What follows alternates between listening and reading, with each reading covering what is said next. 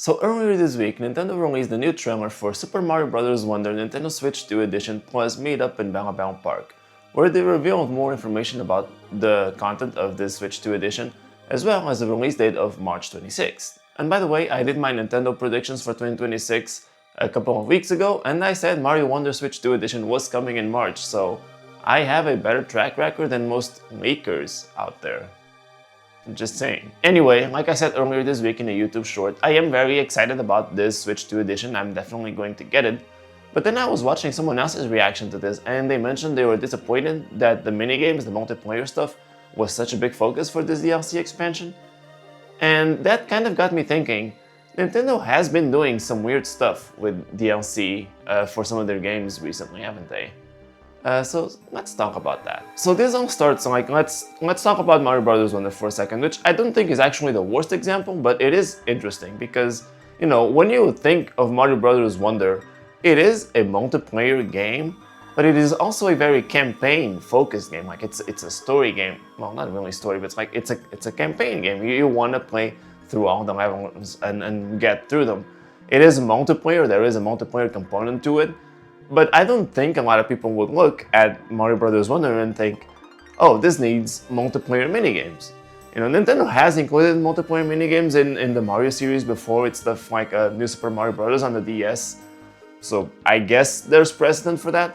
But I really don't think that someone would play Mario Wonder and think, oh, this needs multiplayer minigames. So that is a little bit strange. But at the same time, the biggest complaints that people did have with Mario Wonder were that the difficulty was too low and that the boss fights were very uninspired and very repetitive. And I mean, this DLC does also address that. They're adding the Toad Brigade challenges, which I hope are more challenging stuff that you're going to be able to do and have hard goals to work towards. So they are still adding multiplayer content to that, and hopefully it is challenging multiplayer content. And also, they're adding the Koopalings, which I think are part of these challenges. As part of that, you're gonna have the return of the Koopalings appearing in some of the stages. And those seem to have original boss fights that actually look kind of fun, based on what they showed us. So they are using the DLC to address some of the complaints that people really had with Mario Wonder. The game was great, but it did have those couple of drawbacks, and they are kind of, at least apparently, addressing those with the DLC. So I don't think this is as weird as some of the other examples I get into. I think a lot of the weirdness with this one does come from the fact that it's a Switch 2 edition. That's another aspect of it when Nintendo has been doing these expansions for a bunch of their Switch games through Switch 2 editions with Kirby and the Forgotten Land and Super Mario Party Jamboree, and now we have this one getting a new content. And it is kind of weird that Nintendo bundles this DLC content only for the Switch 2 editions of the games, because I feel like they could probably make more money by selling the additional content to the Switch 1 users as well. I feel like they could almost just advertise it in reverse, saying hey, here's all this content you can get for this DLC at this price, and then if you buy the DLC, you also get the Switch 2 upgrade automatically.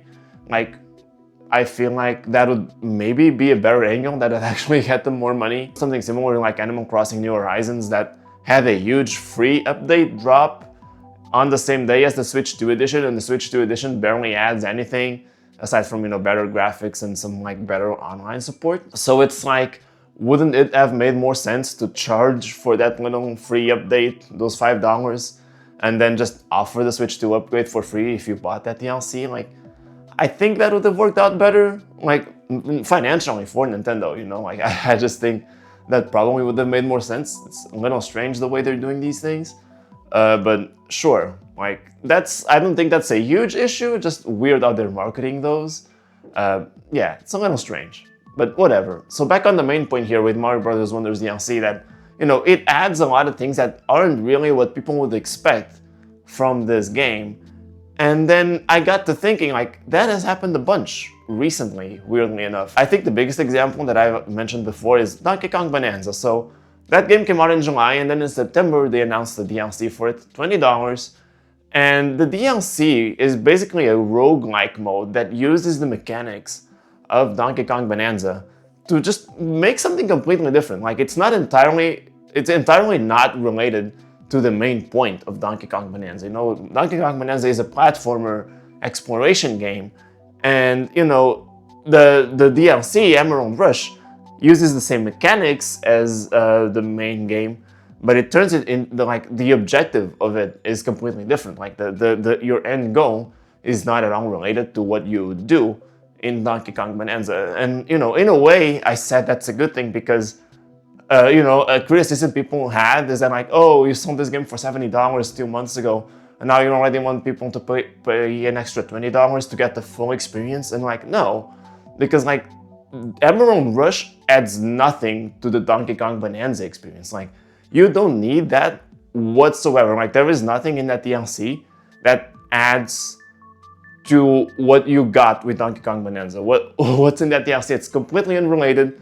There is no reason to buy it if you want more Donkey Kong Bonanza. It really is a totally different experience. And that's where it gets strange, because I bought that DLC and I didn't really feel like I was getting my money's worth out of it. Because, yeah, like, I don't want a roguelike game when I'm playing Donkey Kong Bonanza. That's not at all what I think of when I see Donkey Kong Bonanza. Like, it's a platformer game, it's an exploration game, an adventure game. And, you know, all of that is really not there in this DLC expansion for it.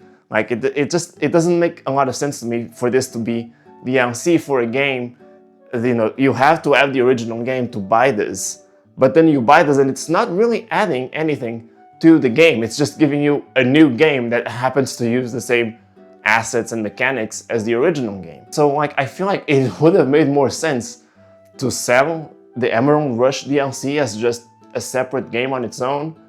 I don't know, maybe make it cheaper. Like, if you sold that for $10 and it was just Donkey Kong Island, and then maybe like it just so happened that, oh, if you have Donkey Kong Bonanza already, then you can also play this mode in every other layer of the game or something like that. I don't know. It just doesn't seem to make sense, because the DLC really isn't adding anything to the core experience. It's really not at all related to the reason why you bought the game in the first place. Like, they're completely separate things. So it is really strange, you know? And Nintendo did something sort of similar a few years ago with Splatoon 3, like the side order DLC for Splatoon 3 also added a roguelike mode to that, and you know, that's not what Splatoon 3 is. But I do think a shooter game like Splatoon does lend itself a little bit more to being a roguelike type game. I think the mechanics are a little more interchangeable. You know, you play one thing, and I think it is a more natural transition to have a roguelike mode in Splatoon 3, so that's not really as egregious. But I really don't think anyone looked at the mechanics of Donkey Kong Bonanza and would have thought, oh, they should make something that uses these mechanics but is a roguelike. Like, that doesn't make a lot of sense to me.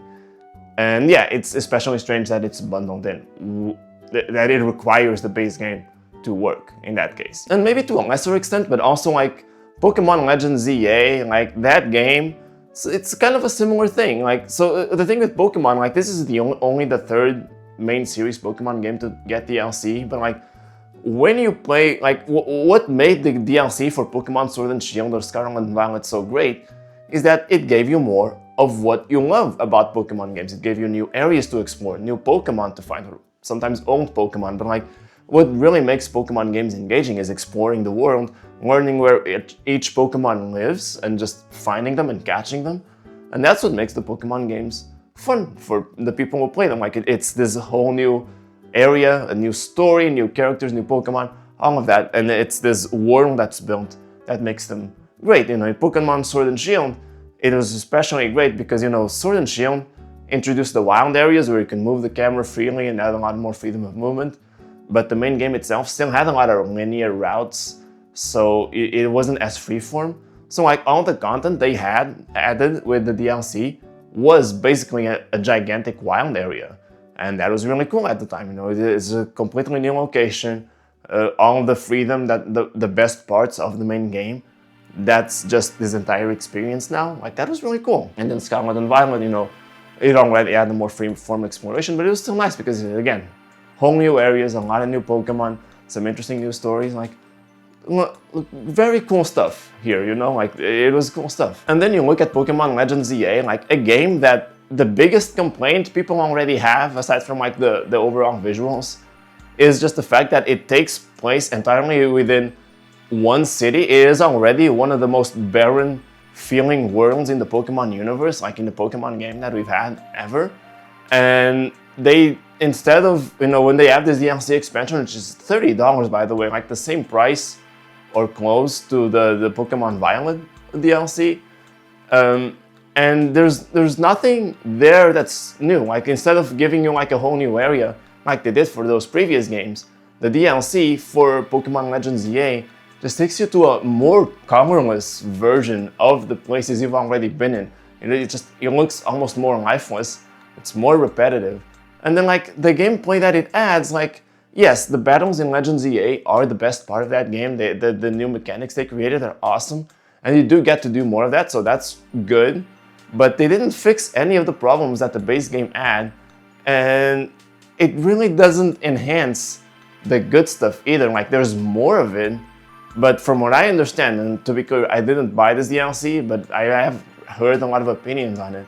Like, it's just very repetitive. Like, there's a bit of randomness to it, but like, the goal is always the same. It's always kind of the same objectives, finding this or that, or battling this or that. Just doing as much as you can in a time limit, but nothing really changes all that much.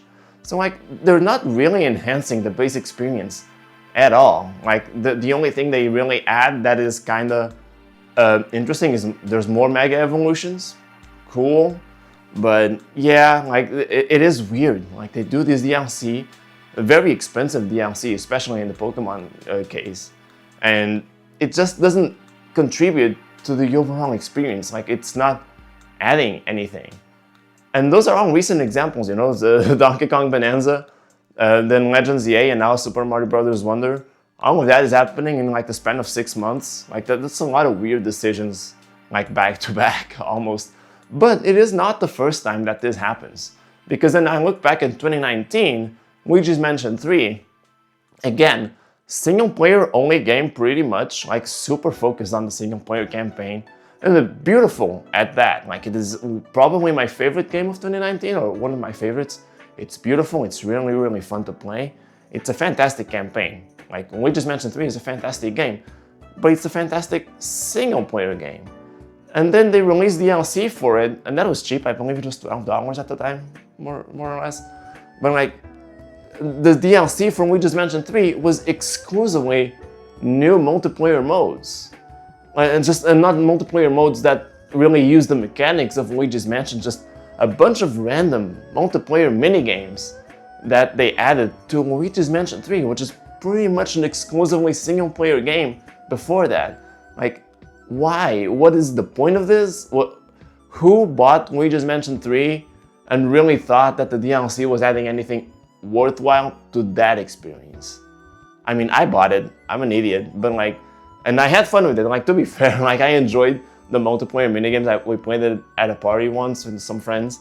Like, it's not bad, but it doesn't really belong here. Like, this is not at all the experience that I would really want out of Luigi's Mansion 3, but maybe in a way that's kind of why Nintendo does it. I don't know, because like at the same time, if Nintendo just released this minigame collection separately, I probably wouldn't have bought it. So maybe they're doing it in a way that they leverage your attachment to the characters and the world, and they try to sell you something extra by leveraging those characters and that world, and they just hope that you don't fall for it. And hey, it worked for me. It worked on me in Luigi's Mansion 3 and Donkey Kong Bonanza, so I guess maybe it works. But like, it does also create a feeling of like, I can't really trust these going forward, because I don't think the Donkey Kong Bonanza DLC was really worth it. And while I did enjoy the Luigi's Mansion 3 DLC, I don't know if I would buy it again. Maybe I would, because it was kind of cheap, but like, it's strange, Like, I don't think Nintendo is offering what people really want when they offer this DLC. Like, they're just creating completely separate experiences that don't really belong in the main game that they're a part of. And I don't know if that really works out well for them. I feel like, especially in the long run, it almost creates a bit of distrust, where like, people are going to stop buying this DLC if you keep making it so that the DLC isn't really adding anything interesting to the core of the game that they already bought, you know? So, I don't know, it feels weird. I don't think it's the right approach. I also don't know if you can really say that this is like a trend with Nintendo. It does seem like a trend in these past 6 months with Bonanza, Pokemon, and now Mario Wonder, but they haven't done it that often with all of their games.